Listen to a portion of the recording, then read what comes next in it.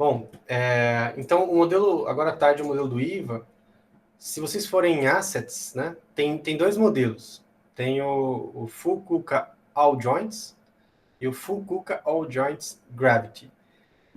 Eu achei, no fundo, eu estou usando só o Gravity agora. Eles são idênticos.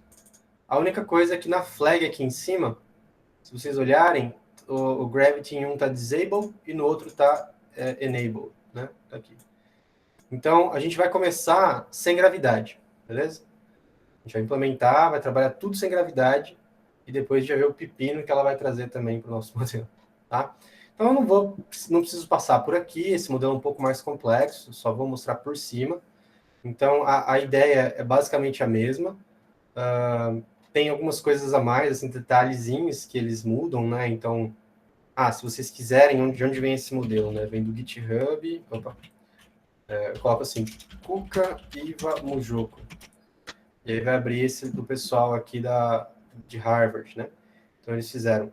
No fundo, essa é uma biblioteca para o DIN, né? Então a Larissa ou usou o DIN em algum momento já da OpenAI. E é uma biblioteca que o pessoal usa para fazer benchmark de reinforcement learning. Então o pessoal fez esse Kuka no Mujoko. O Mujoko já tem, o Mujoko Pi foi feito para dar uma incrementada no DIN, é um ambiente bem bacana para quem quiser mexer depois. E aí eu chupinhei aqui, né, dei fork, tem no meu repositório, mas também dá para você dar fork aqui se você quiser, os modelos dos caras, né? E eu coloquei no meu repositório aí esse mais simples aí.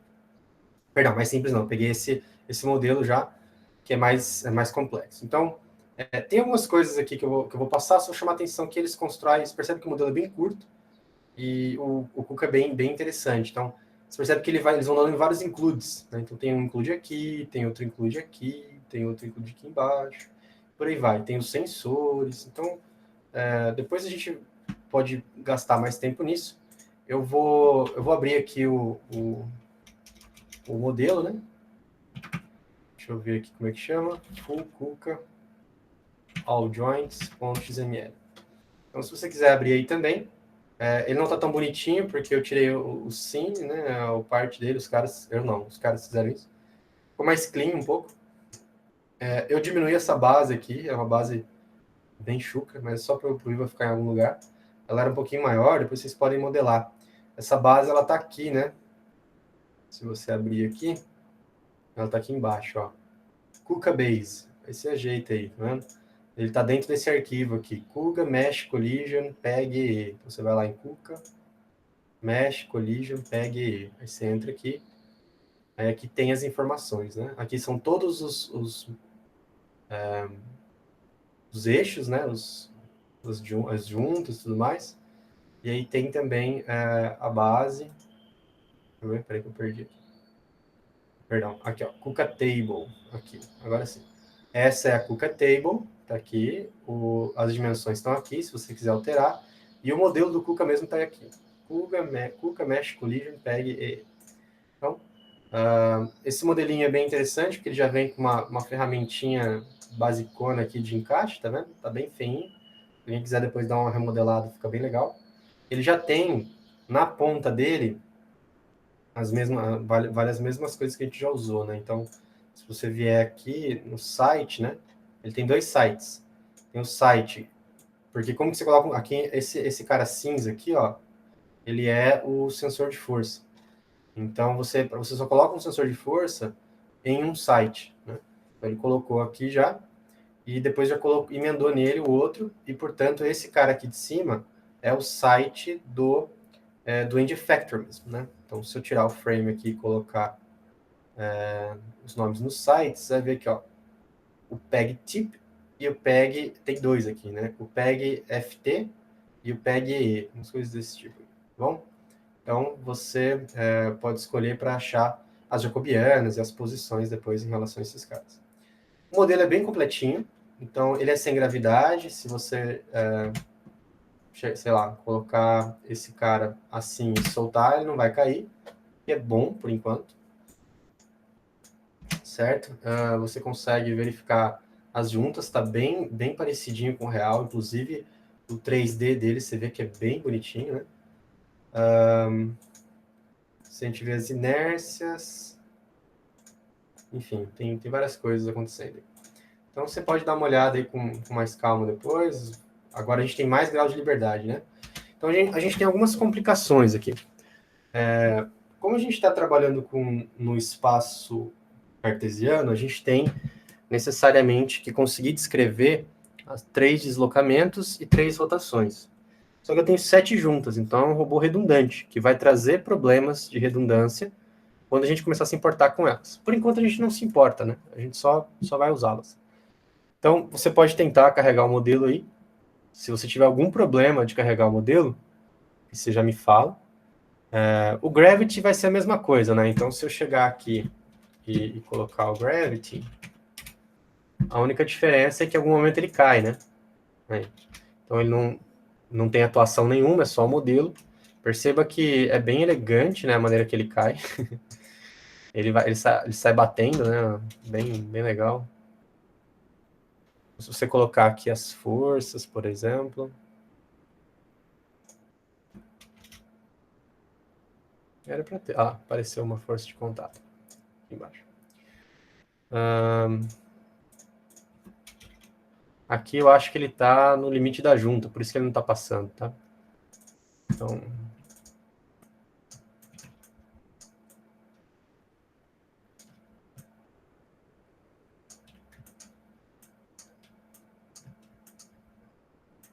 Enfim, é divertido. Né? Depois de uns 30 segundos sem jogo, você começa a querer fazer uma coisa diferente. Tem algumas coisas que eu acho que a gente nós que vamos trabalhar com robô, é bom ter em mente. A primeira coisa é que no modelo dele, quando eles definem o modelo, aqui estão é só o modelo mesmo. Os actuators estão aqui, quer ver? Ó. Aqui, actuators. Então ele cria um só para os actuators. Ele coloca nas juntas, como a gente já viu, os control são todos control limited, e aí o sinal de controle ele é limitado em menos 300 e mais 300. E isso daqui eu acho que é um pouco demais para o tamanho do robô. A gente não vai se importar com isso por enquanto. Depois um dia, quando a gente for começar a trabalhar com robô real, a gente revisita. Por enquanto a gente vai assumir que está ok. Mas tem isso e outras coisas que a gente tem que tomar cuidado. Muito bem. Todo mundo conseguiu carregar o robô aí? Sim, que deu certo. Beleza.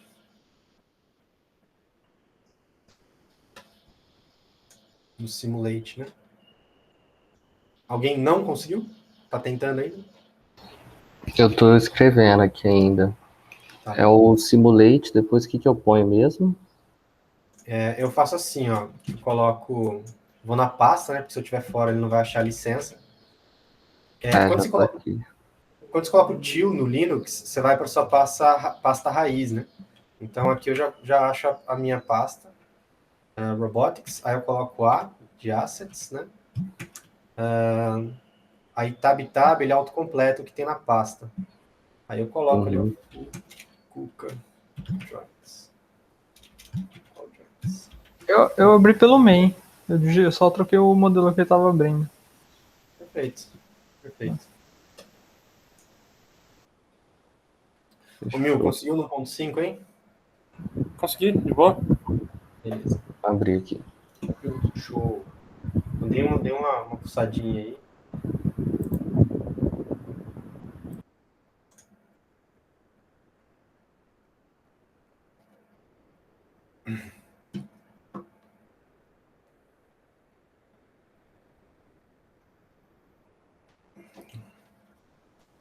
Bom, o processo para abrir é o mesmo, né? A diferença é que agora, aqui no caminho Load the Model from Path, você vai colocar o nome do arquivo. Então vai ser full Kuka all joins.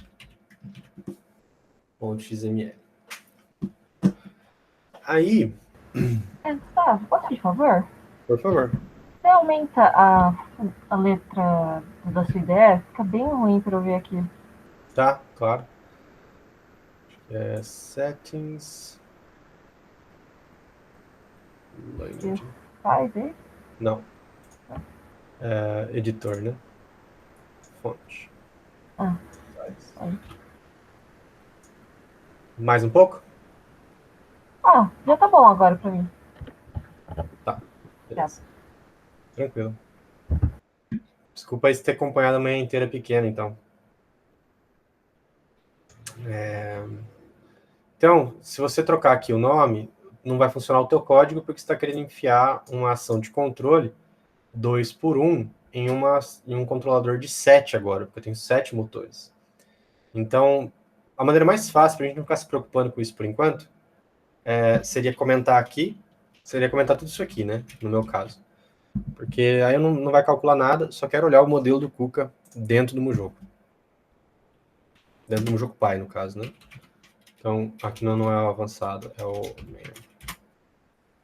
No meu caso, então, ele não sai do lugar, fica bonitão, porque não tem gravidade e não tem ação de controle. E aí, senhores e senhora, a gente vai controlar ele num ponto, tá? Vale a mesma ideia. Eu só vou pegar aqui o ponto. Bom, vocês podem abrir também, mas eu vou já mandar direitinho aqui. Opa. Aqui. Não, você pode colocar o ponto que você quiser, né? Tô dando uma sugestão aqui para a gente ter certeza que é ok. Então agora, o meu Q pós D aqui mudou. Agora ele é num PyArray com valores quaisquer. A velocidade agora é 7, né? Com 7 valores. E eu convido você a criar um proporcional e um derivativo, escolher os ganhos aqui e controlar. O resto aqui está parametrizado bem. Então, se você fez matricialmente, aqui não precisa mudar nada, né? Porque ele já vai ajeitar as posições. No meu caso, do jeito que está aqui, se eu rodar então, ó, ele está bem... até que não ficou ruim. Passou do ponto.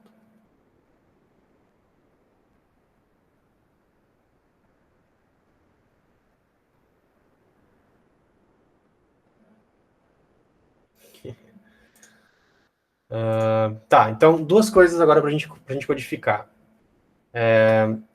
Dá um pouco mais de dinâmica, e para verificar essa dinâmica, você precisa criar um log. Então, aqui embaixo, você vai fazer um plot, na hora que acabar a simulação. Então, eventualmente, você pode querer trocar esse while true por um número de time steps aí, que o teu T vai chegar. E aí você vai guardando essas informações, chega no final você plota os valores desejados e os valores reais, para ver se fez sentido ali, das juntas mesmo. Pode ser? Beleza. Então tá. Então eu vou colocar aqui 10 minutinhos para a gente... Claro que a gente pode ir conversando, né? Mas é mais para você tentar a princípio. Ô, Gustavo, o KP e o KD precisam ser uma matriz, tipo, identidade multiplicado por alguma coisa? Ou pode ser só um número escalar mesmo? É porque se for um número escalar, pode ser um número escalar, não tem problema nenhum. É porque depois, o que vai acontecer? Esse número escalar vai multiplicar um vetor, né? Então, no fim das contas, vai ser a mesma coisa, né? Isso é a mesma coisa. Uhum. Mas no futuro, não vai ser verdade isso, né? A gente vai ver depois que isso pode ter alguma diferença. Beleza. A princípio, se você quisesse otimizar, você já poderia usar Sparse, né? Poderia. Eu nunca... Pode falar. Não, pode continuar. É uma matriz... É como se... ele faz tipo uma diagonal, é isso? Tipo, quando você declara ela esparsa, daí você realmente declara a diagonal, né? E daí os operadores mudam também. Os operadores, você sempre tem que usar o esparso para ele falar, isso daqui é uma matriz, então vou preencher de zero aqui, o que não é esparso. Então, na verdade, você declara a posição do número e o valor.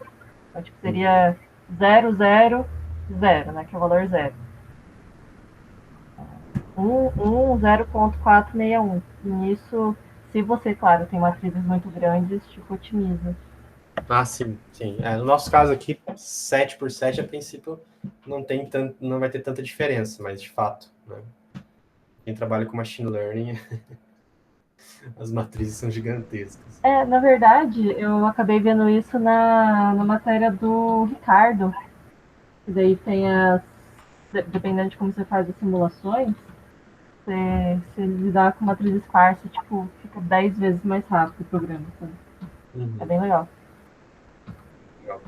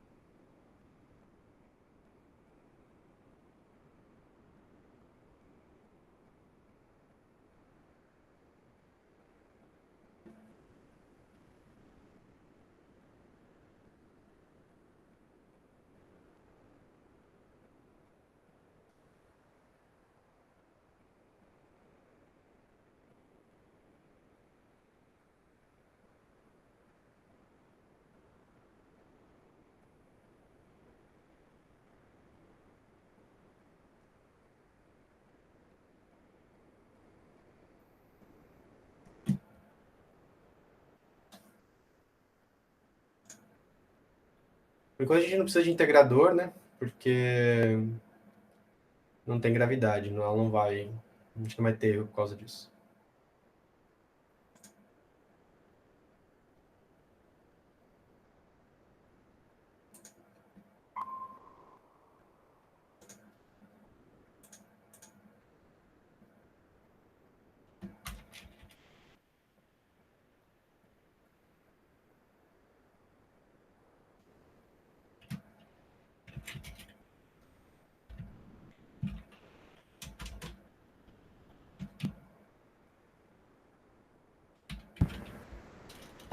Você pode repetir, por favor, para fazer o integrador?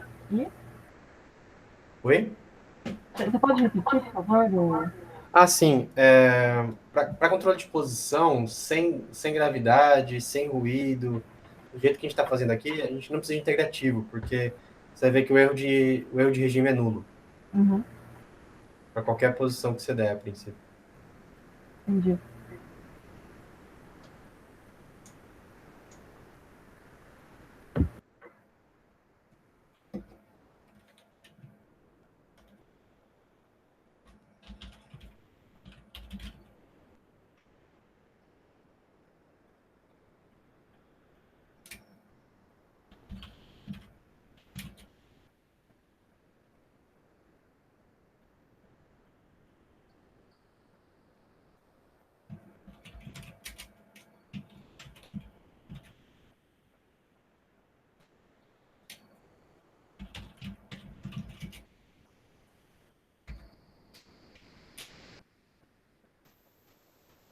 Cara, o retângulozinho da ponta que você falou que era o sensor de força, é normal ele ficar sambando?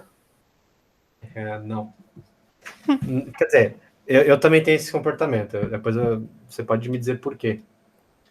Ou a gente pode discutir. Tá. Alguém já terminou? Quer mostrar? É tentar ajustar os ganhos para ele fazer um movimento melhor, né? É, exato. Tá. Eu não sei se eu ajustei bem ainda. Não, tudo bem. Com um já estava indo. Você viu que ele estava meio lento, mas ele estava indo. Eu posso mostrar aqui. Muito bem. Deixa eu ver, deixa eu fechar aqui.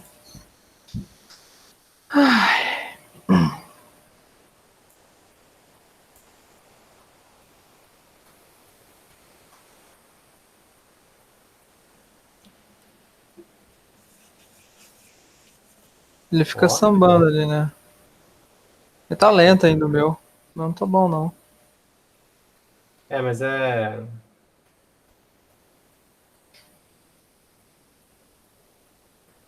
Fechou. Você não fez um log, né? Não, não. Se você olhar bem mesmo, você vai perceber que não é só a junta 7, não. Essa é É, a junta 7. É a de trás ainda. É a junta é, 5 ali. Tá vendo? tá. Deixa eu testar um log então.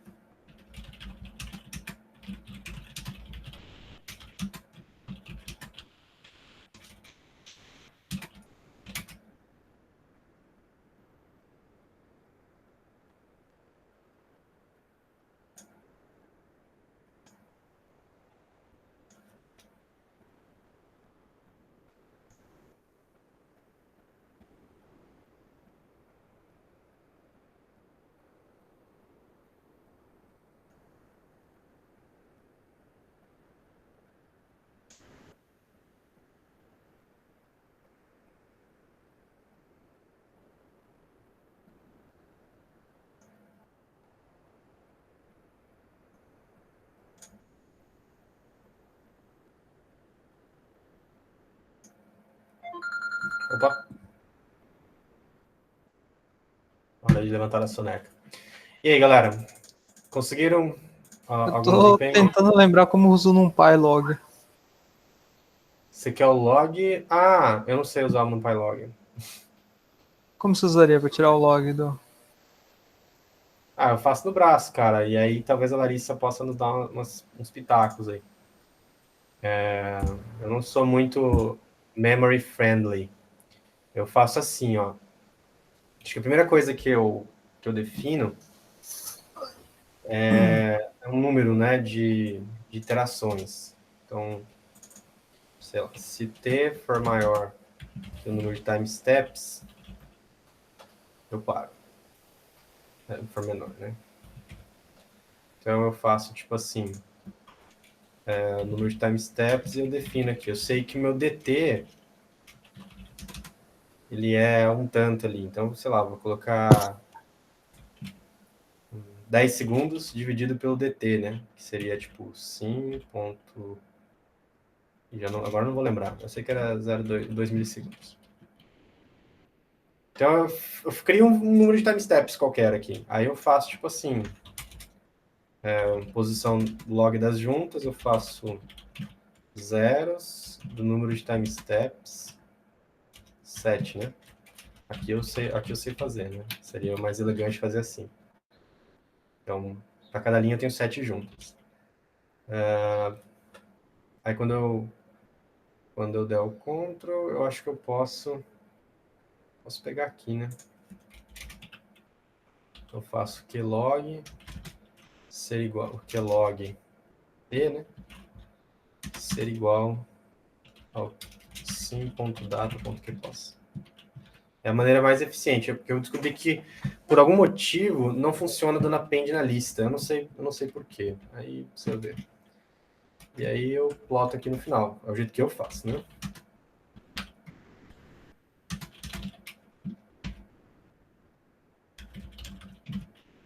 Eu não guardei o tempo, né? Então a gente vai fazer o seguinte. Eu vou postar o keylog.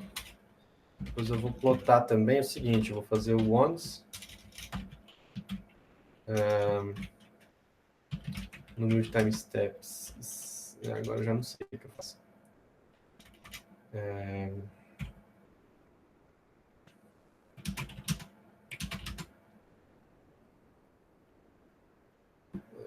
Vou botar... Vou fazer uma gambiarra aqui. Que pós D.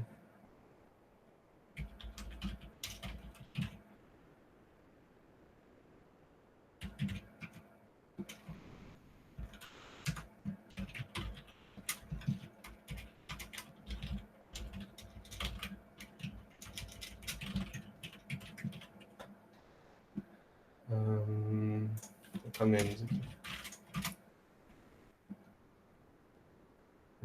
Data type not understood. Assim. Isso. Matou. Obrigado.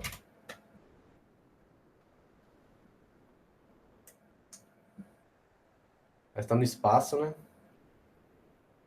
Could not broadcast. Em 42. O que eu fiz no outro?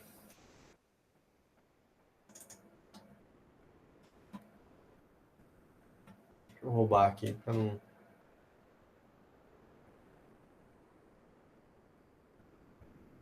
Ah, não, é que outra diferente.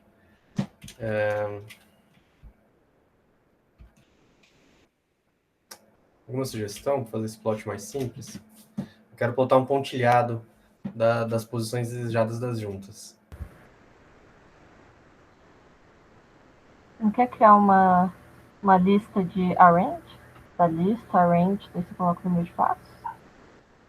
Você está querendo criar o vetor tempo, né? Pode ser? Mas eu quero de... Pera aí. Não, pode ser uma lista também, né? A lista tipo lista. Deixa eu só testar uma última coisa. Talvez isso aqui dê.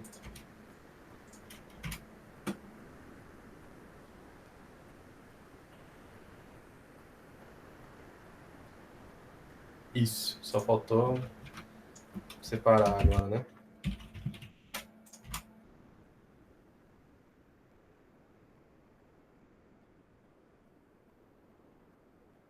Beleza. Então, ó, se a gente olhar, precisaria de mais tempo, mas algumas juntas têm que ficar no lugar. Essa junta vermelha está indo para aqui para baixo, né? Essa junta aqui provavelmente está indo aqui. Essa junta está indo aqui para cima, provavelmente. Vou colocar um pouco mais de ganho aqui, vamos ver. Já ficou doido já. O meu tá torcendo muito mais agora.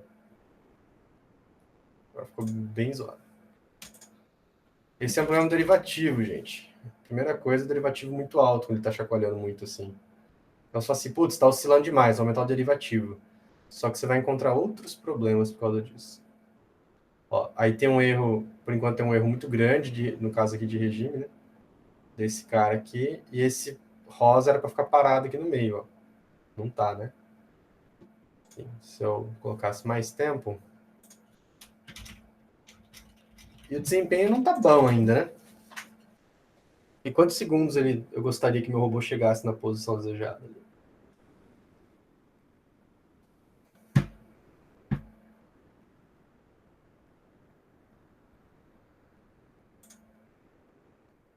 Esse aqui travou mesmo. O resto convergiu bonitinho. Esse aqui eu não sei porquê.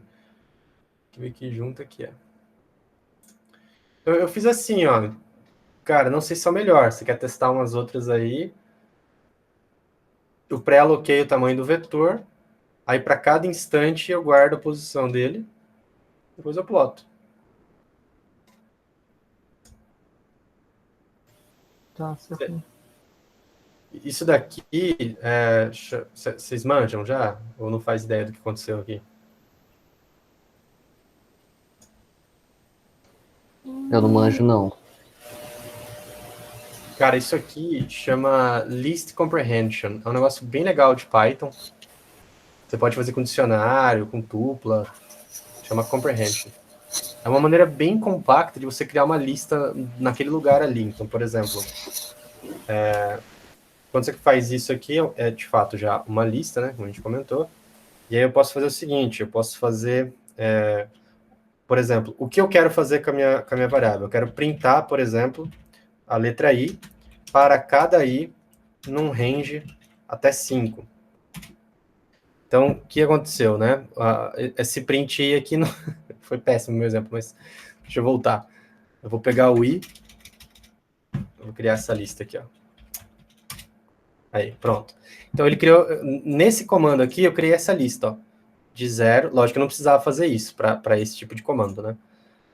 Então, de 0 até 4, porque nunca inclui o número que está aqui, né? Então, de 0 até o menos 1 aqui. Para cada i, então, assim, eu vou fazer isso para cada i dentro dessa lista. Então, por exemplo, poderia fazer um negócio um pouco mais rebuscado, né? Poderia fazer 3 vezes i menos 2, uma função linear. Vou criar uma função já prontinha ali, ó. Para cada i dentro disso aqui, eu coloco um valor. Entendeu? No caso aqui, eu estou fazendo um plot de constante. Então, eu estou fazendo assim, ó. Eu vou plotar, eu poderia fazer isso, né? Poderia colocar 2 para cada i dentro do range de 5. Então, ele criou uma lista de 2 constantes. Tá? Só que agora eu tô ignorando esse i, eu não preciso desse i no fundo, né? Toda vez que eu coloco underline em Python, é igual o tio em MATLAB, né? Ele ignora só ali. Não me preocupa. Ah, é Então, isso que eu não tava entendendo, esse underline aí. Isso. Era isso mesmo que eu também não tava pegando, não. Ah, tá bom. Exatamente isso. Inclusive, quando você vê algo tipo assim, algo assim, por exemplo, significa que essa função retorna 2 valores, só que você está só pegando o primeiro, né? Que no MATLAB seria desse jeito aqui, né? É a mesma coisa. Então, beleza. Bom, eu plotei aqui. Se alguém, por algum motivo, quiser copiar isso, eu vou fazer um negócio bem zoado aqui e vou jogar aqui nas mensagens. Não colou a parte de baixo. Tudo bem. Caso vocês queiram pegar algum pedaço aí. Bom, o ponto... Quem quer me falar um valor de KP aí, um valor de KD? Que achou que ficou melhorzinho? Eu ainda não sei, mas se diminuir um pouquinho, o KD não melhora? Vamos ver. Não vou perder muito tempo. Então, tá vendo? Ele tá cada vez menos oscilante. Se eu colocasse, tipo, 1 aqui, ele praticamente não oscila, mas ele fica... Ele não treme, mas a convergência dele ficou bem zoada, né? Ó. Tá aí. Então, você vai ter... Aí, nesse caso aqui, eu iria aumentando de pouquinho em pouquinho, né?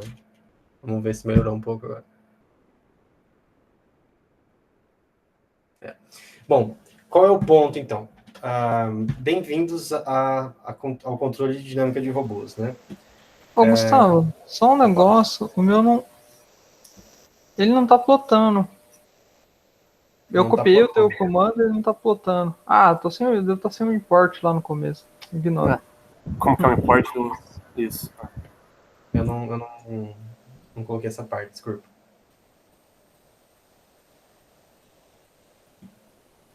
Bom, Essa discussão, assim, a gente vai até às 4, tá? A tarde agora basicamente vai ser para isso. A primeira coisa que eu queria chamar a atenção uma boa referência quando a gente está falando de robótica é sempre o handbook, né? Eu coloquei o handbook lá no Drive. Esse handbook, cara, é um negócio assim muito fantástico, muito compacto, né? Então ele tem 64 capítulos e ele tem no começo uma boa organização do que a gente precisa. Então, se você tem alguma dúvida sobre oposição, orientação, dinâmica, etc, etc, é bem legal. Inclusive na dinâmica depois, se você olhar aqui, ele tem as equações canônicas, que eles chamam, né? As equações padrão. Então, a equação do corpo rígido no espaço de juntas e a equação do corpo rígido no espaço operacional ou espaço de tarefa, né? Operational Space ou Task Space. A gente não vai trabalhar com Task Space ainda essa semana, a gente vai falar só no espaço de juntas, que dá para fazer bastante coisa. No capítulo 8, perdão, é o capítulo de controle de movimento, tá? Aqui você vai ter uma boa ideia do que está acontecendo. O handbook ele é bastante denso, mas depois que você bate um pouco a cabeça, você acaba entendendo o que está rolando. Ele faz uma discussão inicial das diferenças entre o controle no espaço operacional, que é o operational, e o controle no espaço de juntas. Nesse momento, a gente já fez um controlador que foi reportado aqui no handbook, que é um controlador no espaço de juntas, vocês fecharam a malha, né? Vocês fizeram feedback. Isso daqui é fazer feedback, né? Isso daqui. Quando você está assumindo que está pegando um valor real e dando feedback para o seu sistema. No fundo, olha que legal.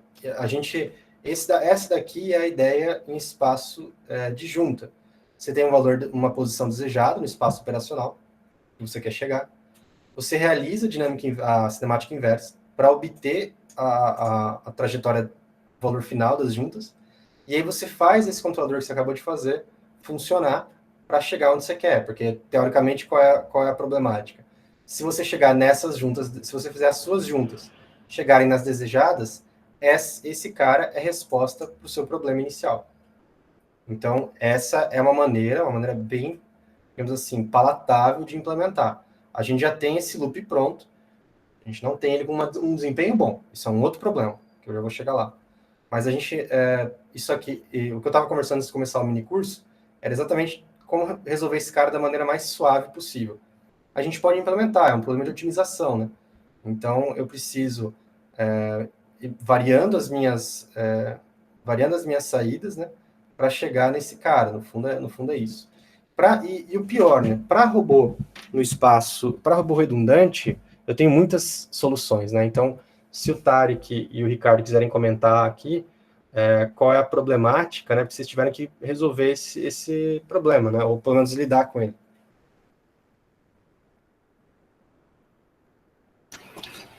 Cinemática inversa? Isso, ainda para robô redundante. O que dá uma complicada aí é que, por exemplo, você tá pegando uma cinemática inversa que tem mais do que uma só resposta possível, né? Então, como que às vezes você vai ter uma referência que pode ser que fique mudando de configuração de juntas? E dentro dessas todas possíveis, como que você quer escolher também qual que você quer pegar, qual que seria mais legal? Essa parte para mim estava mais pegando ainda, que a gente estava dando uma estudada e a gente fez o trabalho em cima disso. Uhum. Outra coisa que eu adicionaria, que vocês mexeram, é que essa resposta, né, para robôs redundantes depende da posição que eu saio. Então, se eu saio de uma posição, como é um processo de otimização e tem infinitas respostas, eu vou cair em mínimos locais. Então, eu vou ter, para chegar nessa posição, eu vou ter várias respostas, e aí nem sempre aí é um outro problema, né? Aqui, nesse capítulo 8, ele está lidando com robôs não redundantes, a princípio, tá? Então, é como se fosse o KR-16. O KR-16 não é redundante. Então, para uma certa pose, ele tem mais de uma resposta, mas não são infinitas, né? Porque, enfim, depois eu posso mostrar o porquê. E aí, a outra ideia é você fechar a malha na posição do espaço operacional, percebe? Então, você mede a posição lá, e fecha aqui com a posição desejada. Então, são dois conceitos distintos, né? Os dois funcionam dependendo da aplicação. Então, o modelo que vocês acabaram de fazer, esse controlador PD, chama controle de junta independente. Então, você está assumindo que uma junta não se importa com a outra e você simplesmente está controlando cada uma delas. Então, quando você faz o teu PID aqui, o que você está fazendo é que cada valor multiplicado pelo teu valor de posição vai fechar a malha só naquela junta. Então, você está deixando de levar em conta um monte de outro efeito que, a princípio, você não está considerando. Então, primeira coisa, isso aqui está errado a princípio, né? Porque se a gente olhar o nosso modelo, a junta 7 está carregando a massa só da ferramenta. A junta 6 carrega a massa do elo 7 mais a ferramenta. A junta 5 carrega mais. Até que a junta 1 carrega todo o robô. Percebe? Então, o problema é que você está colocando um proporcional, um derivativo na junta 7 igual ao proporcional derivativo que você está colocando na junta 1, na junta 2. Entendeu? Então, teoricamente, o que você teria que fazer? Quanto mais massa eu carrego, teoricamente, maiores os ganhos que eu posso colocar. Faz sentido? Faz total sentido. Faz sentido. Faz sentido, né? Eu trombei com uma solução muito elegante que eu queria compartilhar com vocês, porque eu nunca tinha pensado nisso. É um conceito de cinemática que a gente não fala muito. Que é esse conceito aqui, ó, de árvores. Aqui. Árvores cinemáticas, né? O que é uma árvore? Ela, de fato, como a gente tinha aquelas árvores binárias e tudo mais, né, que você tem uma raiz e vão saindo outras ramificações, isso pode acontecer em robô também, né? Então, você pode ter um elo que depois dele vão sair várias ramificações. Para um robô serial, você não tem isso, né? É uma junta atrás da outra e pronto, acabou. Mas para robôs mais complexos, né? Cadê? Aqui tá mostrando, né? Tipo, como que seria a representação. Não, acho que é mais para... Opa, bobiei, peraí. Então, ó, ele vai, por exemplo, um humanoide, ele, por exemplo, se você assumir que a origem aqui é o tronco, você tem várias ramificações, percebe? Então, se você for para cá, você tem 3 ramificações. Se você for para cá, você tem mais 2 ramificações. É como se eu escolhesse B1, B2, B3, B4, B5, fosse uma sub-árvore, uma sub-tree. B1, B2, B6, B7, B8, outra sub-tree. Entendeu? Esse é um conceito. E o Mujoko, ele tem um negócio bem legal nesse sentido. Eu vou mostrar aqui. Que agora a gente está na API, né? Que chama Subtree, né? Tem... peraí que eu vou procurar aqui. Aqui. Ele tem essa informação que chama Subtree Mass. Então, o que isso significa? Eu vou rodar o meu modelo aqui. Ops.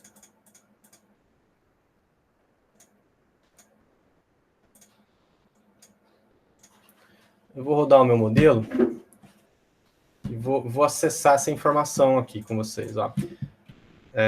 Então, eu vou pegar aqui data, porque é um negócio que muda, ou não, acho que é no model, vamos ver. Olha lá, body subtree mass. Então, se eu dou enter aqui, olha que interessante. Eu tenho 90 e alguma coisa ali, que eu não sei o que são essas informações muito grandes, esses caras aqui. Mas a partir daqui, eu te garanto que são as massas do KUKA. Então, se eu abrir aqui KUKA PEG EE, Collision PEG EE, que é o que eu estava mostrando para vocês. Você vai olhar aqui, ó, e vai ver que no Geon, deixa eu achar aqui, ó, lá, no Inertial, é uma propriedade do body, né? Tem a massa, tá vendo? Ó? Então, a massa do primeiro elo é 5,76. Do segundo, 6,35. E por aí vai. Então, cada elo tem a sua massa. Essas massas estão bacanas, elas estão de acordo com alguns artigos científicos publicados, tá? Então, eu recomendaria que tá bem legalzinho.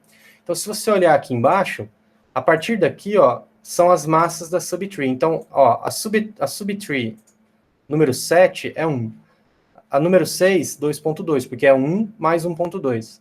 Depois esse aqui é 4, que é 1 mais 1.2 mais 0.8, entendeu? 1.8. Ou 0.8, enfim. E por aí vai somando. Até que a última aqui, ó, é 26. Eu queria comentar isso porque o cara fez uma maneira de ponderar o P&D dele pelas massas do subtree. Então ele passa o mesmo K, por exemplo, 10, só que multiplica por esses valores aqui. Então, necessariamente, o último elo vai ser mais leve, entendeu? Então, por exemplo, é basicamente o que está aqui, ó. Aqui, ó. Ele pega, eu acabei copiando dele para ficar uma parametrização que eu achei legal. Pega, então, a massa do subtree, que eu pego aquele vetor lá que você viu, e multiplico ali pelos... Esse cara especificamente aqui, eu tenho que... você tem que pegar as massas dos elos, né? Então, você faz uma gambiarrazinha aqui, mas nada demais, tá bom? Só uma sugestão aí. Beleza, esse é o valor do ganho. Aí, aqui no handbook, né, vamos voltar lá para a parte de movimentação. Você pode fazer isso na mão, então, você pode... Percebe que agora você vai ter 7 valores, né? 7 valores de KP que você vai ter que ir ajustando mais ou menos aí. Que pode ser interessante, você pode parametrizar desse jeito, você pode chutar o jeito que você quiser. Eu achei esse o mais condizente com algo que já tem no robô. Está falando de controle dependente de juntas. Aqui ele está falando de modelagem de 1 grau de liberdade, a gente não precisa se preocupar com isso. E ele começa, no capítulo 8.4, o controlador de PID, né? Que é o que a gente está fazendo. Então, a gente vem... essa daqui é a ação de controle que vocês acabaram de implementar. Ó. A ação de controle U, no caso que é o tal, porque é o torque em cada motor, vai ser velocidade, posição desejada menos posição atual, vezes um ganho, uma matriz proporcional. Aqui é menos, porque é velocidade desejada, geralmente é 0, e vai ficar menos kV vezes Q ponto, e aqui é a compensação da gravidade. Como a gente não tem gravidade, a gente precisa compensar ela. Né? Muito bem. Então, aqui está toda a análise de estabilidade. Ele pega esse tal aqui, joga na matriz de corpo rígido lá, que você lembra que o tal estava desse lado, substitui, enfim. Tem as análises aí de estabilidade. E mostra que o seu controlador, a princípio, ele deveria ser estável. Né? Aí, ele tem algumas sugestões de ganhos. Né? Para o derivativo, eu não achei nenhuma sugestão aqui. O que eu vi, né, é você usar um derivativo que ele seja, e que eu achei que funcionou razoável,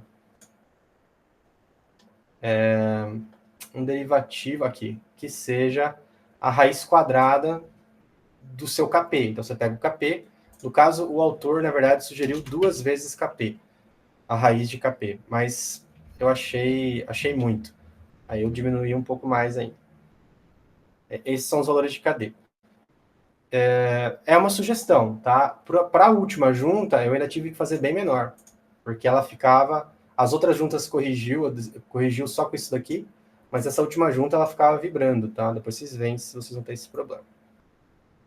E por último, e aí eu vou, né, trazer essa discussão aqui, que ele sugeria o valor de KI, né, para multiplicação, como a gente está vendo aqui, uma matriz de identidade, porque a gente ainda está falando de controle independente de junta, né, que ela fosse Kp vezes Kv, que são esses ganhos que estão aqui, né, que ela fosse menor que Kp vezes Kv sobre o lambda ao quadrado, lambda H maiúsculo. Lambda H maiúsculo, ele é essa propriedade aqui. E aí eu pergunto para o pessoal da matemática aí. Essa matriz H é a matriz de inércia no espaço de junta. Depois eu vou mostrar como que a gente pega ela no jogo. Ele fala que a matriz... Isso é uma propriedade para qualquer robô, tá? Então, a matriz de inércia, ela é simétrica, positiva definida, que pode ser expressa por esses limites. Então, existe uma matriz de identidade que vai ser maior ou igual que essa matriz aqui, vezes esse lambda H, e esse lambda H minúsculo é o limite inferior e o limite superior dela. Alguém sabe me dizer exatamente, né, o que isso aqui significa? É o traço? É o maior alto valor? O que vocês acham que é? Alguém sabe? Seria melhor se alguém soubesse mesmo.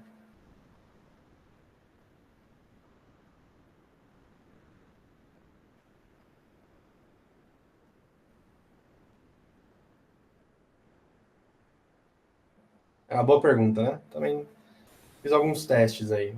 Eu acabei implementando aquela equação, mas aí eu fiz algumas medidas. Tá aqui, ó. KP vezes KD vezes o lambda H. Só que eu implementei membro a membro, né?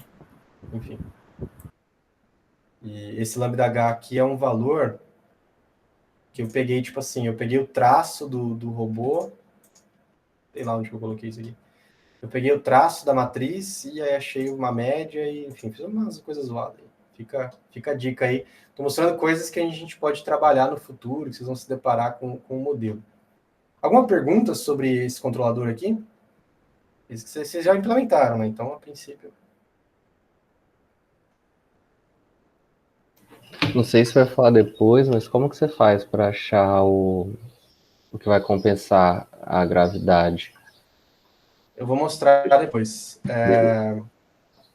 Tem um jeito de fazer que o Mujoco já compensa para você, mas eu também tenho a matriz, o cara que resolve isso daqui, fica sossegado. Muito bem. Beleza. Aqui tem duas maneiras, na verdade, né? Você pode fazer por compensação de gravidade, como você sugeriu, aqui, ou você coloca o integrativo, né?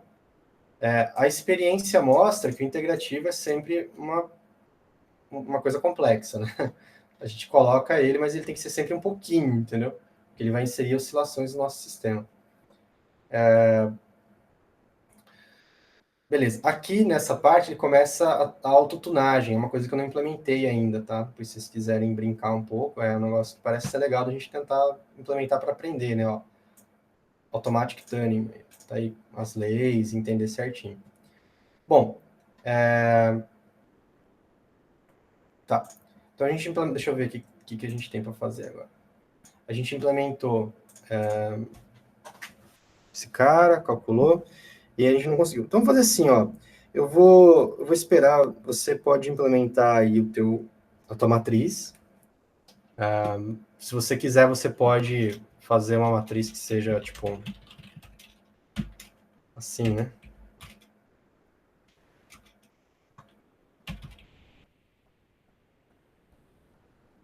Porque agora não dá para fazer identidade mais, né? Então você vai, sei lá. Ou então você faz uma matriz que seja melhor, né? Vamos pegar uma matriz assim, ó. Mais inteligente. Uma matriz diagonal. E aí você vem, né? Para cada i in range len kp, sei lá. Coloca 7, vai que você já sabe que é 7 por 7. Sim.model.nv. Aí você pega lá o kp i, e aí você coloca um valor aí. Se você vai fazer aumentar conforme o i aumenta, se você vai, sei lá o que você vai fazer. E aí você já ajeita também o KD aí, né? Então, só para a gente não passar batido, né? Faz aí essa implementaçãozinha, tenta achar alguma regrinha aí que você queira e... O que é esse NV mesmo? Sim.model.nv? É o número de grau de liberdade. Ah, tá. Isso.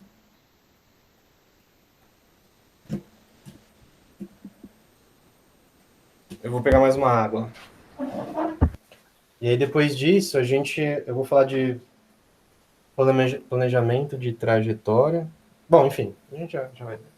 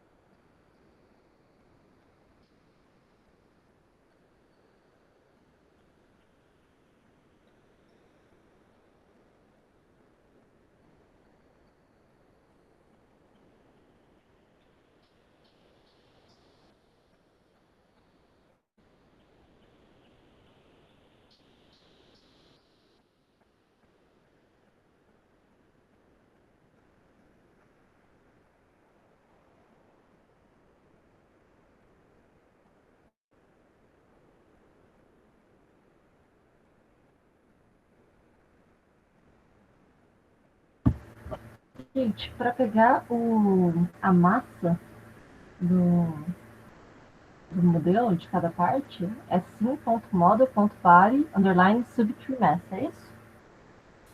Vixe, eu não lembro.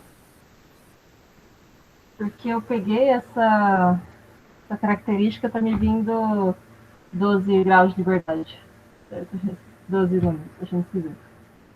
É que acho que tem as propriedades do mundo também. Aí, tipo, tem Ah, tá. Tem que filtrar. que ajustar aí. Cortei, gente, desculpa aí. Gustavo, Ei. para pegar as massas da subtree mass, assim, ponto model, ponto body, underline subtree mass, tem que filtrar o mundo? Se você abrir esse controller utils que eu te mandei, ele tem uma função aqui que eu pego as subtrees mass, tá vendo? O jeito eu acho que eu achei mais fácil, assim, que eu vi que o cara usou. Você Da pega, hora. então ele cria uma string para os cucalinhos, pega todos os IDs e pega as submetrics. Se eu chamar só, então, a subtree mass, body, underline subtree mass, é tanto do Cuca quanto do mundo. De todos os É, corpos da vai, simulação. vai tudo. Entendi. Porque se a gente, quer ver, ó, ops. O que está acontecendo aqui, né, quando a gente chama esse subtree mass?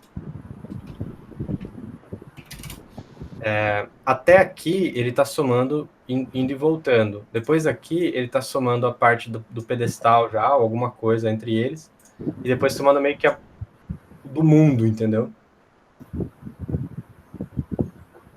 Então Entendi. é uma cadeia No só. caso, no caso, eu poderia pegar os últimos 7 só, por exemplo. Poderia, eu acho que sim. Não é a maneira mais bonita? Mas, Exato. Aí. Só tem que dar um reverse, né? Não é reverse. Ô, louco, isso. Oi? coloca mais 2 pontos e um menos 1, se não me engano. Na própria indexação. Na Mais própria dois indexação? pontos. Mais 2 pontos, menos 1. Ah, não, Não, acho que precisa colocar por fora, então.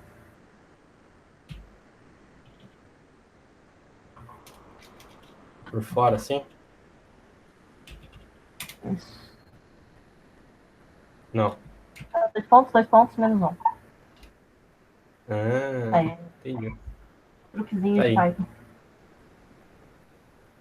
Eu acho extremamente horrível de ler isso, cara. Olha, mas eu ainda acho melhor do Funciona. que algumas coisas que aparecem em C++, viu? Com certeza. Não, C++ é meio... Mas a gente sabe que o Mujoco é em C, todo mundo sabe, viu, Henrique? Eu sei que você tá ouvindo a gente. Então Tá em tá algum tudo aí lugar que aí. paira sobre nós. Posso tirar uma dúvida um pouco anterior aí? Ah, é claro. Você quer que eu continue aqui ou você quer compartilhar sua tela? Então, posso compartilhar. O problema é que o meu. Ele não tá aceitando eu importar o Matplotlib. Você deu conta install o Matplotlib? Eita, vou tentar então. Ah, tá. E tem só também dá. É o quê? O pip também dá. Oi, fala, Ricardo. Não, eu ia falar pra ele que tem que pegar o matplotlib.pyplot. Às vezes tá faltando. Não precisa pôr o ponto .pyplot também? No meu precisou. Precisa. Pode falar. No meu precisou pôr. Antes também não tava pegando sem. Uhum. Tem que ser o ponto pyplot.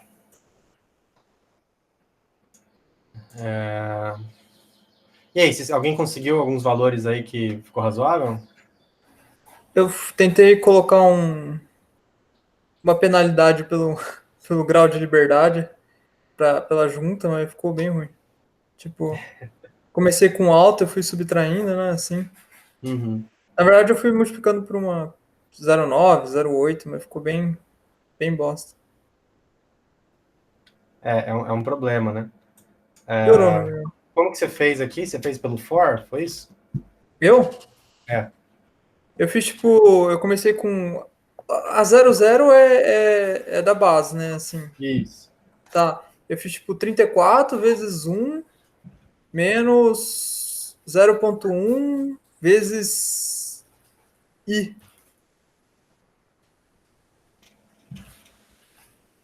Eu não entendi, desculpa. É assim? Não, o 0. Deixa eu posso. Põe o vezes I depois do 0,1. Ah, tá bom. Que aí vai ficar, tipo, a junta 7 vai ficar 30% de 34. Entendi. Tá bom. E o KD você fez. Ah, eu coloquei a mesma coisa, só que 28, sei lá. Ah, tá bom. Eu vou colocar a tal da raiz quadrada aqui para ver se. Vamos Ah, ver. na verdade, eu coloquei escalar. Aí ficou bem ruim.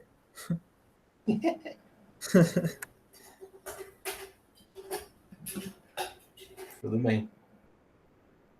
Eu só coloquei esses valores de 34, assim, porque eu lembro de ter visto lá na matriz de. Na tree, no seu árvore lá que você mostrou que o da base, o da base lá era 32, né? Acho, sei lá. Acho que era 26 o da base do Cuca.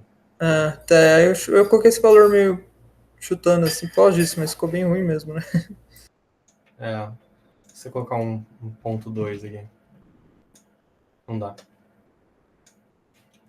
Ponto 15 dá? Não dá, né? E aí a gente não tá ignorando o problema de você ter falado lá, que a gente não tá mais multiplicando como identidade, né? Não, nessa primeira linha aí não entrou o KP. Eu tô ignorando Mas, porque, na verdade, aqui tá como identidade, mas a gente tá substituindo cada matriz, né? Cada ponto da matriz. Ah, sim, verdade. Uhum. Ficou menos pior, cara. Perceba que agora não tem erro de regime, a princípio, ó, até a junta, essa junta marrom que chegou no lugar. Ele deu uma baita oscilação.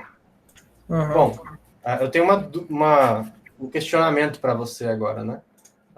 Chega aqui no modelo, você não vai mudar nada a não ser underline gravity e ver o que acontece com o teu modelo. Tá, deixa eu ver aqui. Nossa. É isso aí, né? Eu rodo aqui também. Uhum. Tá, vou rodar aqui, mas é da mesma coisa, né? Com esse negócio feio aí. Exato.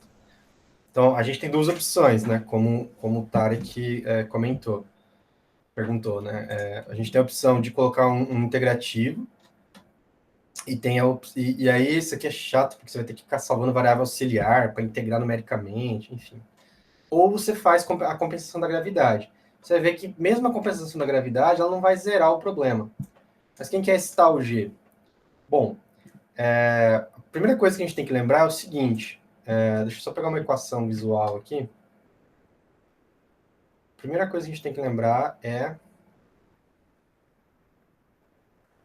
Não tem aqui, Gustavo? Mandou benzão. Deixa eu ver aqui, então. Dynamics.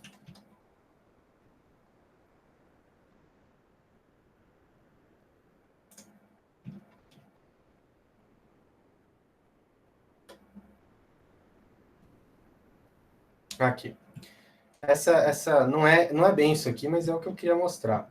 A gente lembra dessa, né? Então, o torque nas juntas dos robôs, ele é a força linear colocada no end effector, vezes a jacobiana transposta. Então, se eu tenho um robô com uma força na ponta dele, essa força refletida em cada motor vai me dar um torque de tal maneira que se eu multiplicar ela pela jacobiana transposta até aquele ponto, eu vou ter o torque em cada junta que ela faz aparecer. Vocês se lembram disso? Vagamente. Vagamente. É uma relação muito importante para a gente. Não está aparecendo, eu não sei porque que não está certinho, mas é isso aqui, a jacobiana transposta vezes a força. Então, o que né, a gravidade, ela sempre está no espaço operacional.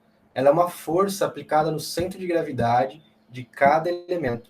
Então, eu posso fazer a jacobiana de cada corpo e somar ela num grande vetor, porque, veja,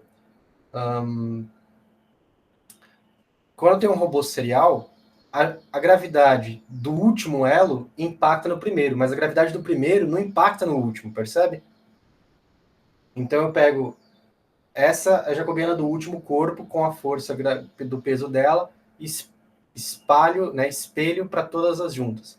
Venho para o corpo anterior, jacobiana, e passo para todas as juntas. Então estou transformando a força-peso em torque de junta. Não sei se fez algum sentido. É o que está acontecendo aqui, ó.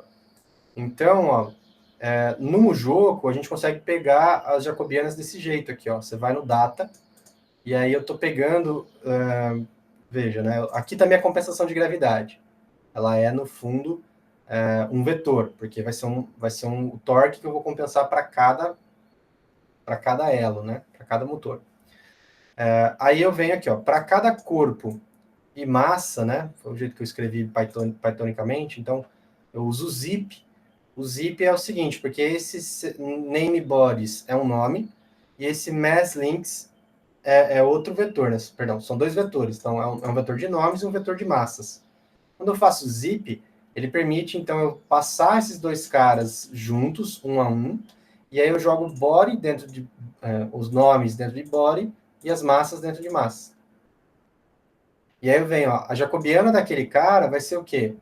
É a jacobiana, né? Eu pego o jack body daquele corpo, dou um reshape aqui, só para ficar no formato correto, e aí eu pego a força da gravidade vezes a massa, pego a gravidade vezes a massa, multiplico pela jacobiana transposta e negativo, né? Porque eu tenho que compensar esses caras.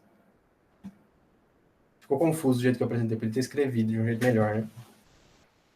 Mas a ideia é basicamente essa. Para cada peso de elo, eu faço uma transposição aqui.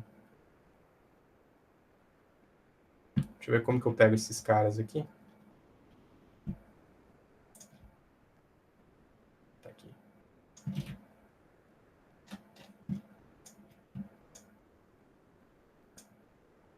Eu vou passar para vocês isso daqui, só vou ajustar aqui, só um instante.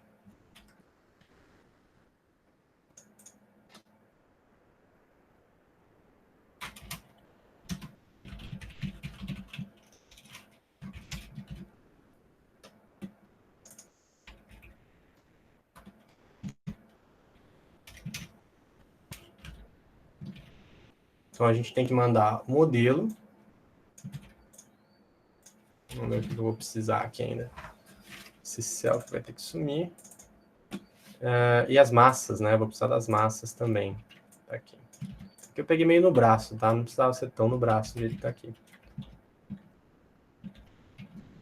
Então tá aí. Eu pego os nomes, as massas, as jacobianas, multiplico, vou somando uma por uma e faço a compensação. Então, é só identar aí. Vou mandar para vocês.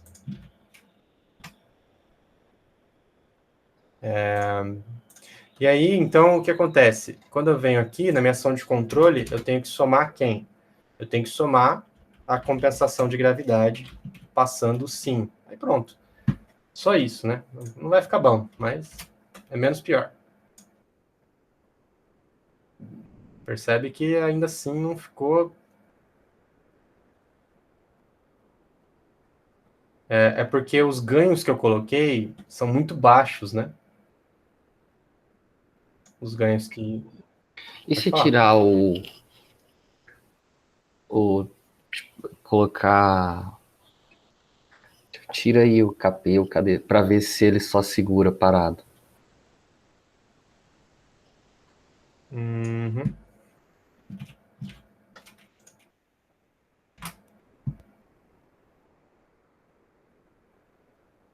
Ele tá mais lento. Te garanto que se não tivesse isso... Ele ia despencar igual um saco de batata, né? Não, eu vi que mudou um pouquinho. Então, assim, eu não fiquei investindo todo o tempo possível para verificar, mas eu peguei esse código, inclusive, do Todorov, de um código que eu tinha visto dele, né? o ideal seria você coloca esses caras, mais a compensação de gravidade, e aí você coloca um pouquinho de integrativo ali, e aí te dá uma ajudada. Mas o correto, independente de ter a compensação de gravidade, né? Qual que é o correto aqui? O correto é a gente aumentar os nossos ganhos. Tá muito baixo, tá vendo? Nossos ganhos, o robô praticamente não faz nada. Então seria o ideal aqui, sei lá, a gente multiplicar por 10, não sei. Ó, ele já melhorou, tá vendo? Tem aquele problema lá que a gente comentou já das oscilações, que é o KD muito alto nessas juntas aqui, ó. E esses erros aqui, talvez a gente minimize agora colocando a gravidade. O compensador, né, no caso. Agora ele despirocou de vez.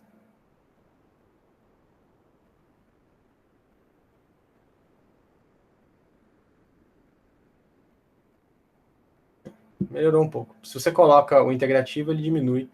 Depois vocês podem brincar com a... Eu implementei o integrativo aqui também. Vocês podem ver aqui depois. Bom, então assim, a gravidade, ela tá aí. Para o erro de junta, é sempre uma dificuldade, é sempre uma luta, né? E eu vou parar por aqui a questão do controlador, porque lá em Motion Control, a gente começa agora uma nova etapa, então a gente já implementou o ganho no espaço de juntas, né? E o controle de correção de gravidade, mas não ficou bom. A gente vai começar agora o capítulo 8.5, que é o controle por dinâmica inversa, né? Que vai ser amanhã, na verdade. Então, amanhã, eu vou explicar amanhã com calma como que ele fica. E se você olhar, eu vou chamar aqui, ó. Se você olhar como que ele fica, esse posicionamento, olha como é que ele fica suave, ó. Aqui tem gravidade, tá? Tô dando pau por causa de umas contas que eu não tá dando pau aí. Mas ele vai ficar bem chuchuzinho, vocês vão ver. Por quê? Porque no fundo, o controlador por dinâmica inversa, ele vai tentar cancelar os termos não lineares. Ele vai tentar cancelar os erros de Coriolis e o impacto da dinâmica, né? Da matriz de inércia. Coisa que a gente não está fazendo aqui em cima. Aqui em cima, simplesmente a gente está pegando cada junta, chutando um valor qualquer de peso, eu digo assim, de ganho, né? E tentando fazer com que ele controle. Só que existe uma dinâmica associada, e isso daí a gente precisaria ter ou um controlador adaptativo, PID, que os ganhos pudessem, ou então fazer tipo um PID com gain scheduling, ou seja, para cada situação, para cada estado, o meu proporcional, meu derivativo, teriam valores distintos, porque o valor que eu preciso para uma configuração de baixa inércia, quando o robô está retraído, é diferente da configuração que eu preciso quando o robô está esticado. Isso aqui enfim, isso é essencial, né? Aí começa a fazer mais sentido. Então, qual seria o próximo passo, além de otimizar por junta?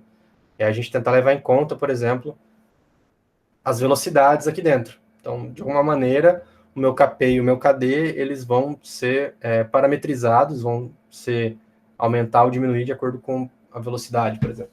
Enfim. Nunca implementei isso a fundo, tá? A última coisa que eu queria comentar é o seguinte, uma das coisas que a gente pode fazer, né? Então, se eu chamar esse cara aqui, você percebe que ele dá um baita de um soco, né? Esse comportamento, para mim, tá razoável. Quer dizer, ele tá tremendo um monte aqui, mas é só a gente diminuir a coisa dessa junta, quer ver? Ó? Vamos pegar aqui, onde ele define, vamos pegar a junta 6, 6 e fazer ela ser, sei lá, 6, 6 dividido por, sei lá, 50. Um valor bem menor. Você percebe que ela já não... Ela nem movimenta, a posição desejada para ela é 0, né? Então, isso aí a gente não se preocupa muito. Só que a dinâmica dela, o fato dela ficar torcendo ali, impacta nas anteriores, né? Então eu teria que fazer outros... Então ficou bem melhor, né? Ficou bem melhor. Tem alguns erros de regime, a gente vai ver depois como que a gente resolve. Você pode depois implementar o KI aqui, né? Fica à vontade aí. Uma outra maneira para a gente tornar isso mais suave é porque a gente está fazendo uma trajetória, né? Deixa eu botar aqui de novo.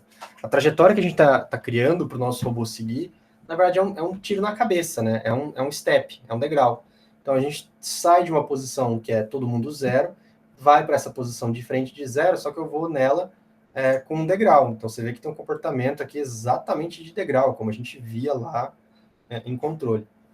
A questão é a seguinte, o que está acontecendo com o meu sistema? É um sistema MIMO, concorda? Múltiplas entradas, múltiplas saídas, mas a gente já consegue controlar ele com alguma qualidade, né? Ele não está fazendo qualquer coisa, ele está indo para onde a gente quer, né? Mas, enfim. O que a gente pode fazer é que se você olhar aqui, ó, o erro do proporcional já é muito grande, né? Do começo. Você poderia fazer um negócio um pouco mais suave, né? Então, deixa eu ver se eu consigo adaptar o meu aqui rapidão, porque como eu estava desenvolvendo, deixa eu...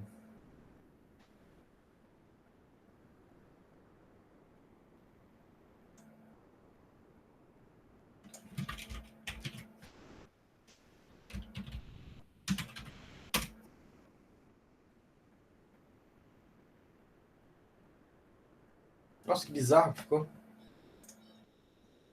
Nem sei porque ficou essa cor aqui. Mas perceba o seguinte, ó.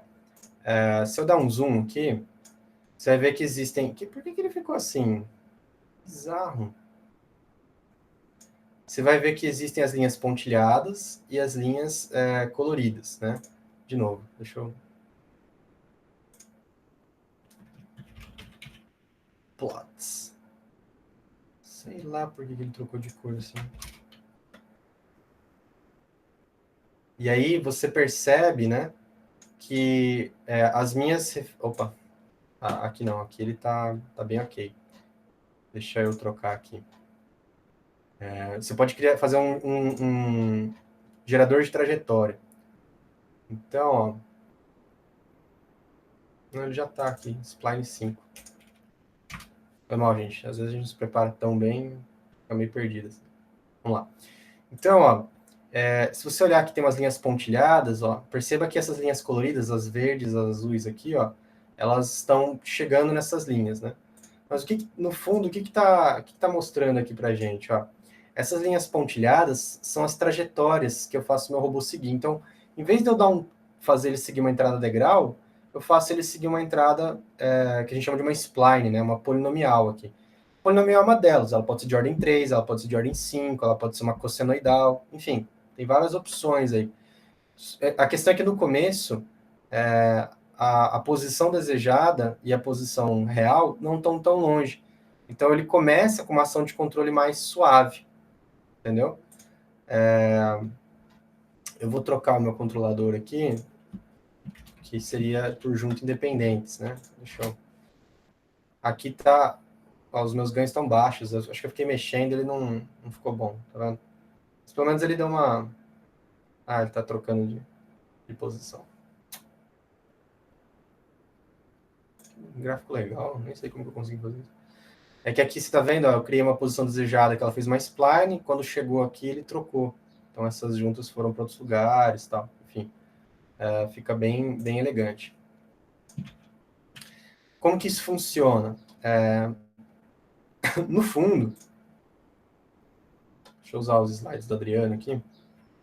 São slides muito bons também, diria. O problema é esse, né? Você quer sair de um ponto para o outro, ele colocou aqui o planejador. Então a gente tá dando um passo, né, a mais no nosso controle de robôs. Então a gente viu como controlar junta a junta, a gente viu que precisaria resolver o problema da cinemática inversa, a gente não vai lidar com isso hoje, mas a gente pode fazer, assumindo que eu sei, né, que é o ponto desejado, eu passei para vocês. Assumindo que eu estou aqui, como que eu chego até lá, né? Então eu posso fazer um negócio um pouco mais suave. Aqui, nesse slide, o Adriano mostra, por exemplo, ó, que seria, por exemplo, a trajetória desejada de cada junta I, seria essa trajetória aqui, ó. Então, no caso dele é um polinômio terceiro grau. Isso significa a velocidade é uma parábola. E aí você coloca as restrições para achar os coeficientes. Então, o tempo zero é zero, a velocidade tempo zero é BI, e por aí vai. Então, você vai substituindo aí. A questão é que, se você escrever essas relações aqui, ó, para achar os coeficientes, você consegue criar uma matriz, né? Aí, se você inverter essa matriz e multiplicar pelas condições de contorno, você acha os coeficientes de cada junta, de cada polinômio. Então, essa é uma maneira mais elegante, né, do que fazer um step com com um polinômio de terceira ordem, uma spline de terceira ordem. Qual que é a desvantagem de você usar uma spline de terceira ordem?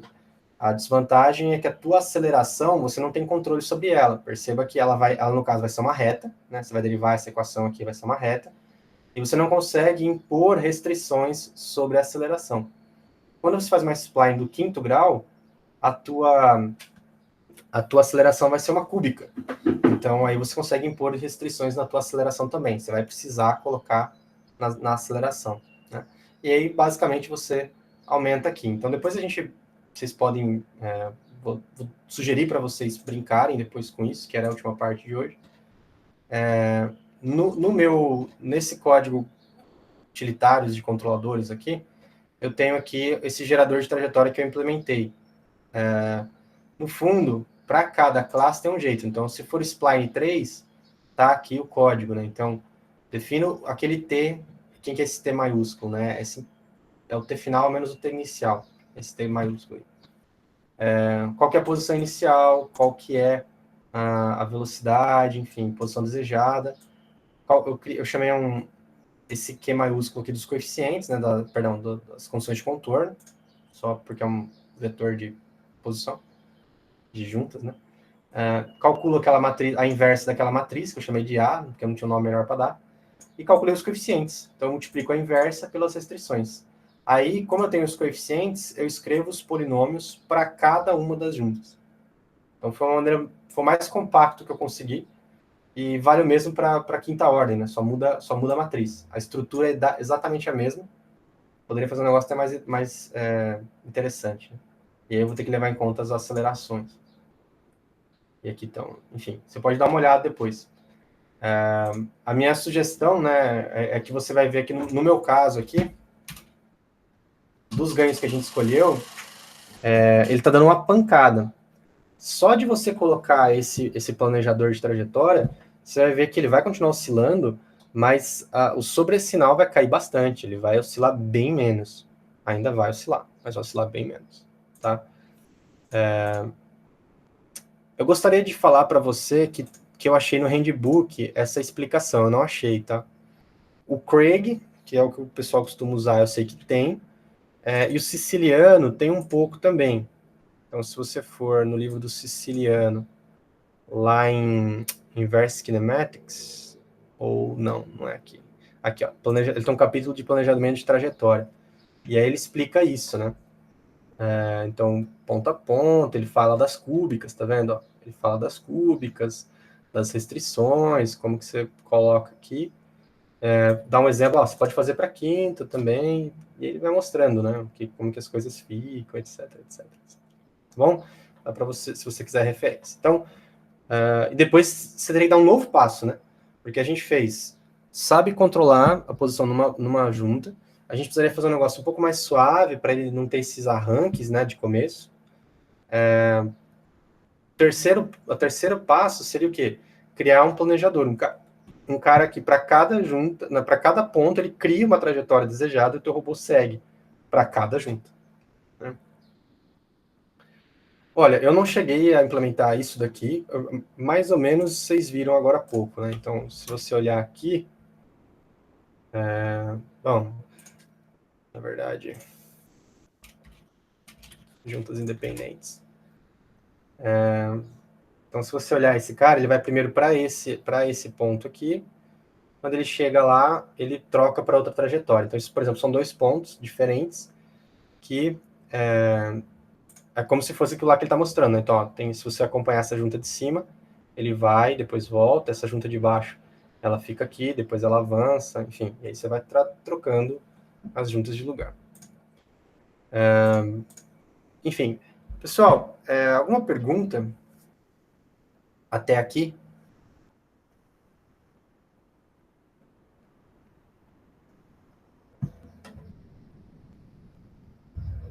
Não tem uma específica não, esse final aí ficou mais informação, mas é o que você falou, né? A gente vai testando depois. O que eu sugeriria, assim, a gente... Claro que vocês podem ficar aqui, mas a gente é planejado para acabar às 4, né?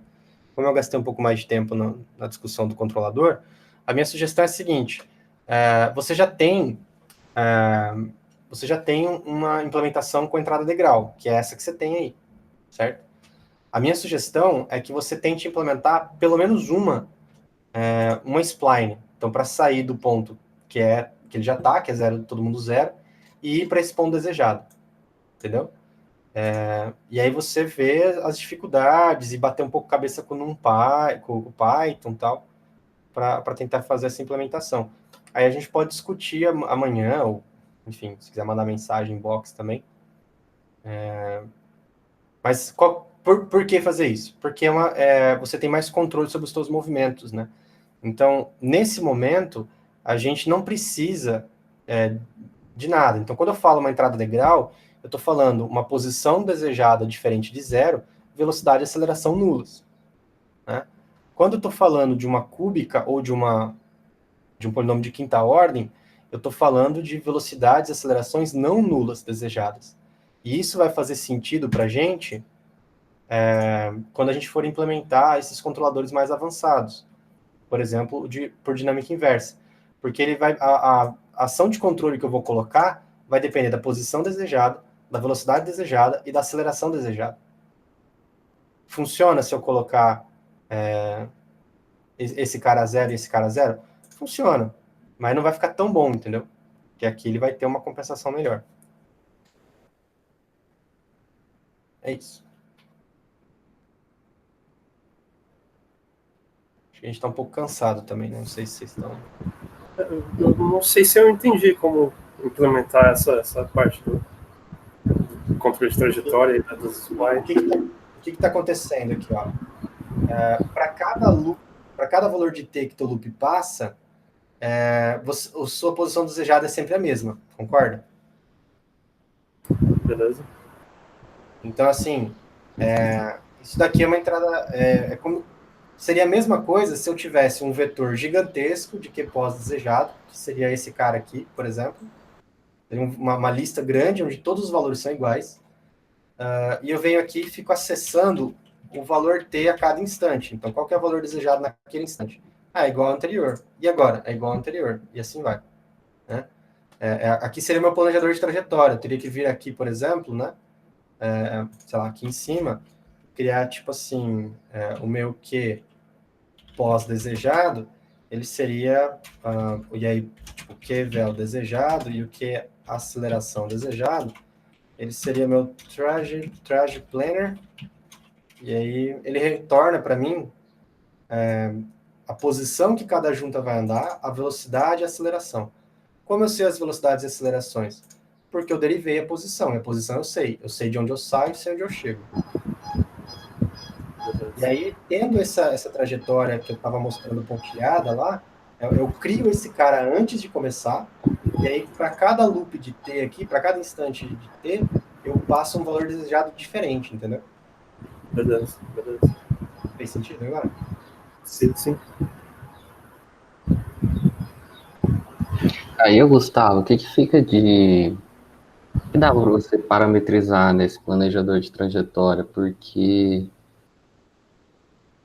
assim, eu entendi o conceito, mas ficou meio vago como que é construída essa trajetória aí. Vamos lá. No fundo,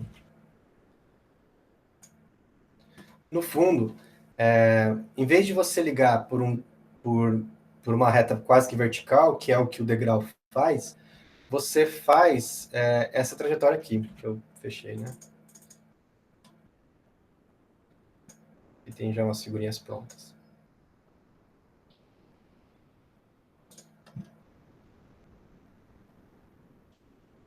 Ela ficaria assim, ó. Então, você está vendo aqui, ó, posição em X e ângulo em Y. Então, em vez de você sair de 0 e ir para 3 aqui, para π, direto, pá! Não, você sai mais suave, entendeu? E qual é a equação que rege essa trajetória aqui?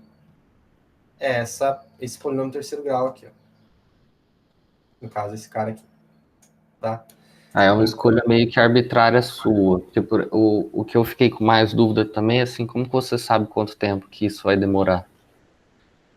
Que o tempo vai falar certinho como que vai ser essa equação, não é? Aí você passa isso, ou...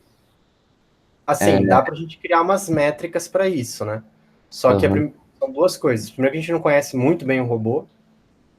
Segundo, que depende da tua aplicação. Então, por exemplo, você tem um robô que vai precisar se movimentar num cenário de cirurgia robótica, certo? Vai ter gente, tem paciente, tem gente andando, braços passando. O ideal é o quê? Que esse robô movimente que as pessoas percebam a movimentação dele muito lento, entendeu? uhum, Então você pode parametrizar esse valor de tempo que ele vai chegar lá num valor que você escolhe, sei lá, 4 segundos, 5 segundos, sei lá, entendeu? Se você uhum, coloca um degrau, ele vai o mais rápido que ele pode. Esse que é o ponto, né? entendi. No meu caso, no caso por exemplo, manufatura aeronáutica, se ele está trabalhando isolado, o ideal é que ele seja o mais rápido possível. Só que, no limite, o que vai acontecer? Quanto mais curto esse tempo, mais próximo do degrau eu fico, né? Então, Sim, a princípio, é um pouco de experimentar, né? saquei, saquei. Então você que manda, assim, com certeza não é um valor certinho, né? Assim, um segundo, dois, mas você dá uma média ali de quanto você quer que dure essa parametrização Sim. da Eu tô trajetória. chutando 2 segundos, por enquanto. Entre ele sai, a trajetória gerada tá na posição que eu tô agora até o valor que eu quero chegar. Mas Uhum, o bonito desse cara aqui, né? O bonito dessa solução é que você pode alterar isso muito fácil, né? É um parâmetro de entrada para você. O método para resolução é o mesmo, não muda nada. Então entendi, você pode entendi, experimentar. Uhum. saquei. Tipo, quantos neurônios tem uma rede neural, assim, você pode trocar e ver o que dá. Você fala fazer o planejador por rede neural? Não, não, só conceito, assim, que você vai, não muda muito, só se mudar lá, tipo, quero 10, agora eu quero 15, só muda esse valor. Mesma coisa. Isso, exato. Tá. Exato. E no caso aqui, o autor usou 1 segundo, tá vendo? Ele saiu do tempo 0 foi para o tempo 1. Uhum. A maneira que o Adriano modelou é mais completa, né? Porque eu posso estar num tempo que não é necessariamente 0, né? Posso estar em qualquer posição, simplesmente você só faz a subtração, tem problema nenhum. Né? Isso aqui. A grande sacada é que você precisa, depois que você gera, né, encontra os coeficientes, você precisa, para cada junta, você precisa gerar os perfis, tá vendo? Eu preciso gerar o perfil certinho ali. No caso aqui é um produto escalar entre o vetor de tempo, que é 1t, t ao quadrado, t ao cubo, e os coeficientes. Foi a maneira que eu fiz, né? Mas ela é mais difícil de enxergar. Mas você pode escrever ela de maneira completa aqui, né? Você pega coef 0 vezes coef 1, tal, tal, tal. Aqui a gente começa já, por exemplo, a observar o quão valioso é, por exemplo, softwares, né, ou bibliotecas como o MoveIt, por exemplo. Que o MoveIt, ele já faz para a gente tudo isso. Então, ele já tem essa parametrização, você pode escolher qual, ele já faz desvio de obstáculo. A gente nem está falando da maioria dos problemas, né, que a gente tem. A gente só está falando assim, bom, eu quero chegar lá. Eu estou falando em controlar o robô. Percebe que a gente está construindo aqui, né? A gente está avançando ao longo do processo de controle de um robô. Então, assim, claro que a gente não vai ficar implementando tudo. Assim, eu implementei isso daqui porque eu queria... uma vez na vida tem que fazer, né? Então, é a velha história tem coisas na vida que você faz uma vez só, mas você faz para você sentir qual é que é. Depois você vai usar uma biblioteca mais robusta, mas que mais pessoas estão usando e tudo mais. Saquei. Agora eu entendi melhor. Uhum. Então, assim... por isso que aí vem um outro problema, que é a questão da cinemática inversa, que eu estava comentando com vocês, que já é uma hora de já bater com ela, né? A questão da cinemática inversa é que a gente é um problema de otimização e a gente vai precisar ou implementar na unha ou usar um software pronto. E tem várias soluções. Uma delas, eu já vi uma solução implementada muito elegante, só com o Mujoco, e eu vi também soluções, por exemplo, que eu estava tentando usar, que é a da biblioteca do Peter Korg. Tem outras. O Movit também tem, né? Enfim. E aí você usa a cinemática inversa também para fazer a parte de planejamento de trajetória ou na parte de controle? A parte de planejamento de trajetória. Então, como é que funcionaria a princípio, né? De alto nível, você como cara que... Porque o nosso trabalho não é fazer controle de robôs, né? O nosso trabalho é fazer uma cirurgia, é fazer uma montagem aeronáutica, é fazer uma manipulação, é fazer qualquer outra coisa, né? Então, do alto nível, nós como engenheiros, né, a gente olha para a aplicação e fala, bom, o médico vai fazer esses movimentos, a gente traduz esses movimentos em quê? Em pontos desejados no espaço cartesiano, posições e orientações. Então eu vou ter um conjunto de pontos lá, um monte, que eu preciso fazer uma trajetória do meu robô seguir. Aí, com o que a gente fez hoje, o que a gente faria? Para cada ponto daquele ali, eu calculo a cinemática inversa, vou ter ali as minhas respostas, né?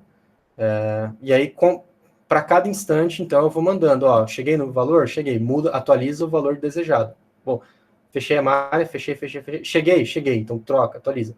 Anda. Ah, chegou, e por aí vai, tá? Então, amanhã a gente pode fazer à tarde, como que eu poderia verificar no MujocoPy que eu cheguei no valor desejado, né? Isso é uma outra coisa, por exemplo, que eu troco de um ponto para o outro, né? Tem várias maneiras. Eu tô propondo uma, tem outras que a gente pode usar. Mas a ideia é que a gente vá construindo e vá encapsulando isso, né? Então, eu criei uma maneira de verificar se eu cheguei no ponto, eu criei uma função, assim, ó, wait, até chegar no ponto. Eu mando um ponto desejado e ele fica esperando. Aí meu robô chegou lá, ele passa para o próximo ponto. Então, essa é a ideia que a gente está caminhando aqui. Né? Por enquanto, a ideia do workshop é que vocês sintam, de fato, qual que é o drama, né? A quantidade de coisa que tem ali embaixo. E que também não é Veja, não é um monstro de 15 cabeças, né? Tem algumas 3, 4 ali, mas ele faz sentido. Assim, todas as coisas não existem porque elas foi jogado. Elas fazem sentido. Enfim. Mas sim, certeza. Não, ficou bom. O dia de hoje deu para ter uma noção muito boa. Né? Legal. Acho que valeria a pena, então. Deixa eu parar de gravar aqui. Se vocês tiverem mais uma hora aí, né? Aqui a gente